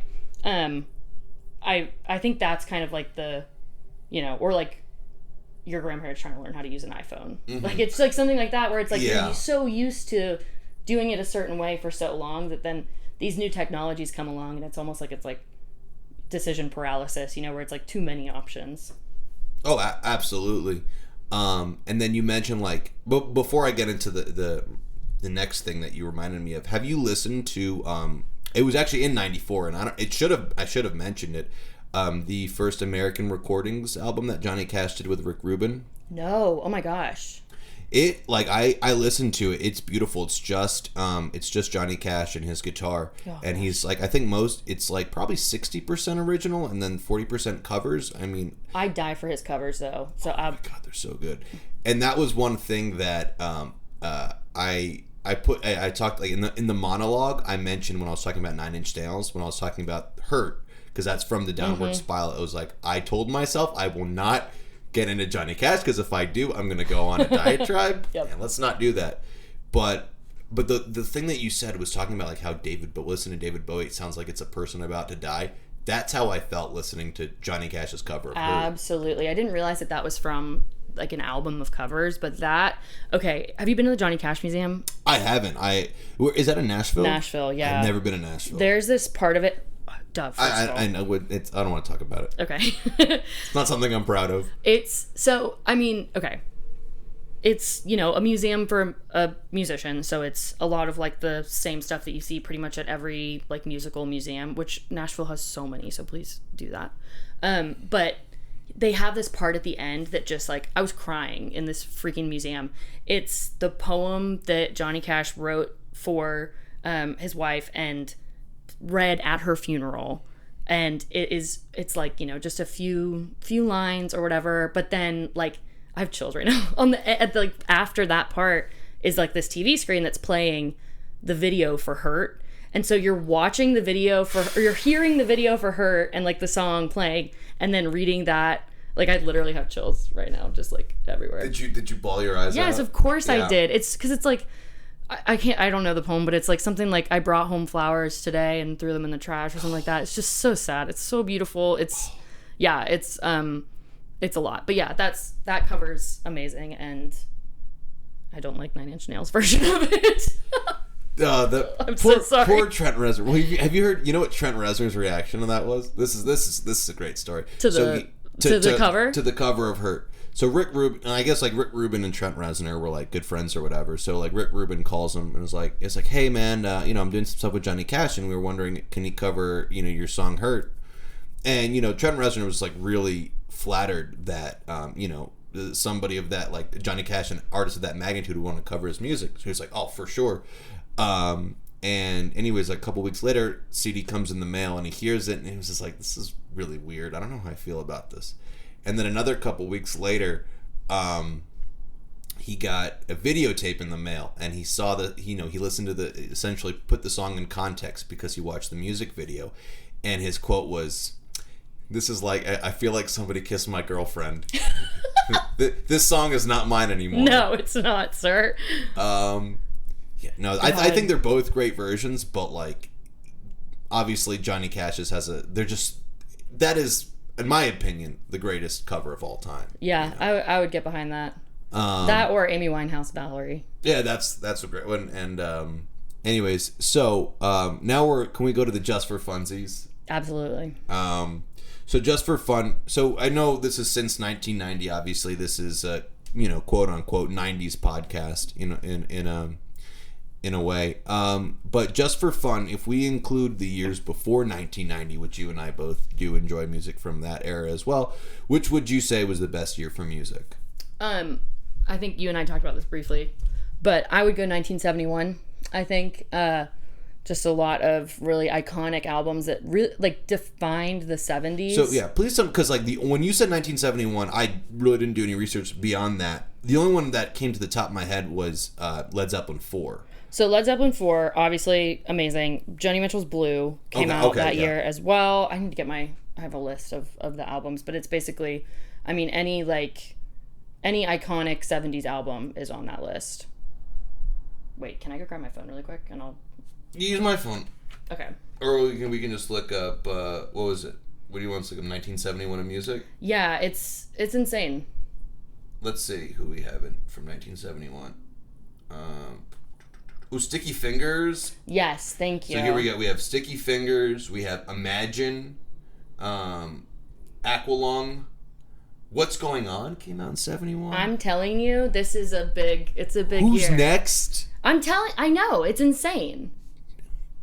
It's a good thing that I put this argument before 1990. Yeah. It'd be Tapestry. Yes, thank you. Tapestry's on there, and it's one of the best. I mean, it's a masterclass in songwriting. Yeah. Carole King is. I was about to make a really broad statement. Alice Cooper had 2 albums, and Briar Later. Have you listened to Nick Drake before? Oh yeah. Are you kidding me? You like Nick Drake? I love Nick Drake. We're gonna talk about after we stop recording. We'll talk about him because I love him. Also, Santana put out an album, that Santana 3. American Pie came out that year. Wow, that was a really good year for music. Yeah. Yeah. Listen, I mean, I don't know about like variety. It's a lot of like folk. It's the best year of music for me personally. Right. I mean, Blue by Joni Mitchell. Just like I could cry and listen to that all day long for the rest of my life. Yeah, I have to listen more to Joni Mitchell for sure. I do everything that I've heard I do enjoy, but I've only scratched the surface with her, unfortunately. So for me, you just kind of answered that question. The last question I was going to ask, but so I'll just tell you, like for me, that I didn't really put too much thought into this, but I said 1987. Okay. Just kind of like my 2 favorite, probably the genres that I listen to the most. Well, probably rock. And hip hop. So you have Appetite for Destruction came out that year. Okay. Hysteria by Def Leppard. Have you listened to that album before? Probably. It was the first album after the drummer's car accident where he had it. Is that the band? Is that the guy that lost his arms? Mm-hmm. Both of his arms or just one? Just one. Okay. Still though, that's wild. And it completely changed their sound. And that's a really good album. That has like Pour Some Sugar on Me is. It is what it is. Isn't that from that album? Yeah. Okay. All right. Yeah. And The Cure had an album come out that year. It had. Do you like The Cure? I love The Cure because they're my favorite '80s band. I would say. Yeah, that's a good. And they had, that was the album that had Just Like Heaven. Have you heard the Lumineers cover of that? No, I haven't. Oh, dude, you got to listen to it. It's so good. Imagine like a folk take on, or like an indie rock. Well, I guess they are indie rock, but like a folk take on The Cure. Oh, that does sound pretty for someone beautiful. Who married his wife, like I can't remember the lead singer's name, but the lead singer's been married to his wife for like 40 years now. They got married. They've been happily married for like 40 years. He writes some of the most beautiful and haunting breakup songs I've ever heard. Pictures of You, I could just cry. Yeah. Amazing. Yeah. Unbelievable stuff. And then also that year for hip hop, Straight Outta Compton. Oh, okay. Okay, so that album, okay, if you want to talk about like hip hop albums coming out in 1994, or like where would Lemonade be without TLC? Where would any of those hip hop albums be without NWA in 1987? I listen. I completely agree. I mean, all of like Biggie, Tupac, all of those like quote unquote gangster rap artists. Oh yeah, I mean that just opened the floodgates. I mean, I guess the case could be made for like Jay-Z working on the same kind of thing. Well, yeah, I mean Jay-Z was Jay-Z was like essentially a protege of Biggie. Was he really? Oh yeah. I guess I didn't realize that. Okay. Yeah. But also I have the other was you would. I mean, how are you? You're not super big into hip hop. You like hip hop? Yeah, I know about it. I mean, I'm not a Luddite. I don't live under a rock. Have you heard of Eric B. and Rakim before? Well, and now I'm gonna look like an idiot. No, I haven't. So they're one. I mean, if their music isn't still like super pop, like I don't think their music has been passed down to the next generation, unfortunately. But like when they came out, they were huge, and they were really big for golden age hip hop, which is like at the end of the '80s. They're awesome, and their best. Well, I shouldn't say their best album because I haven't explored their discography fully. But one of their most significant albums, "Paid in Full," came out that year, and that's an unbelievable album. Also, a couple funk metal albums, which I'm you know me, I love my funk metal. Yeah. So you got a Chili Pepper album. That was the last album to that was the last album to feature Hillel Slovak before he died. Wait, is this the Uplift Mofo Party Plan? Oh, okay, I never would have guessed that in 1,000 years. When was Blood Sugar Sex Magic? 91. 91, okay. 91. And then also, and I think I mentioned this because you had said like 91 was a close second, right? Yeah, for sure. Because 91 was my close second. Really? Yeah. Okay, yeah. And then before we can talk about that one second, but I also have Introduce Yourself from 87 by have you heard of Faith No More before? Yes, of course. Yeah. So that that was before Mike Patton, who was just like their very virtuous singer. But 1991. So I would say I still think that 94 was a better year for music. But I think 1991, at least 1990 moving forward, was the best year for rock music. That I would say. Okay. Yeah, I could get behind that. I do think like with 94, I just wonder like Dookie wasn't even like, okay, again, I'm going back to like the best albums thing, but like Dookie wasn't even Green Day's like best album, right? Like American Idiot was like far and away like their most successful. If you would look at album sales, I don't know if that's the case. Really? Actually, I think Dookie sold more albums. There's no way. I think so. Because I remember researching this, because I think I read that Californication sold more albums than American Idiot, and I was surprised about that, and Californication sold 15 million. Let's look it up. I have my computer right in front of me. Because Dookie sold 20 million copies. I know I read that. So how many? But then also, here's the other thing, that American Idiot came out in 2004, and while illegal downloading was still like not huge, it still was probably played a factor. That's true. I wonder what their most like played on Spotify is now. That's probably a better indicator of what people like more. For sure. American Idiot sold. I forgot to type in idiot, and I just had how many copies of American, and then like a bunch of like books come up. Interesting. Let's see, American Idiot. 16 million copies. All right.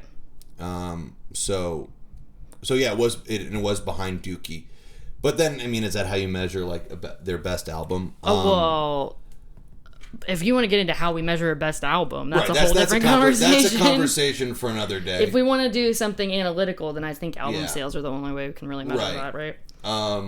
So on Spotify, let's see. This is interesting. I think Basket Case was their biggest one from Dookie. All right. So their number one is Basket Case, which has almost 800 million views. Okay. Then you have Boulevard of Broken Dreams. American Idiot actually has roughly 700 million. Jeez. So 3 of their top 5 on Spotify are from American Idiot, but Basket Case is number 1. Okay, well, yeah, so I'd call that a solid tie. Yeah, we'll call it a tie.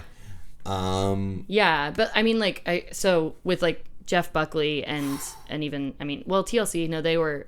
When did Lisa Lopez die? 2002. Okay, all right. So did they have more albums after? Yeah, they had Fan Mail, which has No Scrubs. Does No Scrubs? Yeah, I was gonna say because that's not on CrazySexyCool. But anyway, yeah, there's like a few other artists that I was like, oh, this is like, yeah, I put out some good albums, but I wouldn't call this like their best. Which, like, maybe it's like the most, like the highest density of like good albums, as opposed to like 2016, which has a lot of like best albums. Right. Yeah. No, I hear that. I totally hear you.